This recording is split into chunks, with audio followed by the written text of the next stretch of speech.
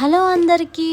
అసలు ఆ రోటి పచ్చడి తిని ఎన్ని నెలలైందో తెలుసండి. నిజంగా నేను రావంగానే ఫస్ట్ అమ్మకు చెప్పి ఈ రోటి పచ్చడి అయితే చేయించుకున్నాను. ఫ్రై చేసి ఇచ్చేసిందనమాట. టమాటోస్ అండ్ పచ్చిమిర్చి నేనైతే ఇలా దంచేసాను.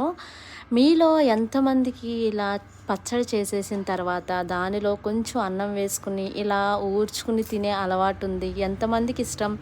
నాకైతే చాలా ఇష్టం అండి. అసలు ఎంత ఇష్టం తెలుసా? వేడి వేడి అన్నం వేసి దానిలో కలుపుతూ ఉంటే అసలు ఎంత బాగుంటుంది తెలుసా? చూడండి రైస్ ఎంత వేడి వేడిగా ఉందో, అప్పుడే అయిందనమాట రైస్. ఇంకా చట్నీ కూడా అయిపోవడంతో అలా అన్నం వేసేసి ముద్దలు కలిపేసి అందరికీ చెరొక ముద్ద పెట్టేశాను. అయితే ఫస్ట్‌లో కొంచెం సాల్ట్ తక్కువయింది అండ్ జోరుగా అయింది కారం, మంటగా ఉండింది. అండ్ సాల్ట్ ఏసేసి ఇప్పుడు కొంచెం అన్నం వేసి అలా ముద్దలు కలిపి అయితే అందరికీ పెట్టాననమాట. మీకు ఇష్టమేనా? ఇష్టమైతే తప్పకుండా కామెంట్ చేయండి. అలాగే మీకు ఏ చట్నీ ఇష్టమో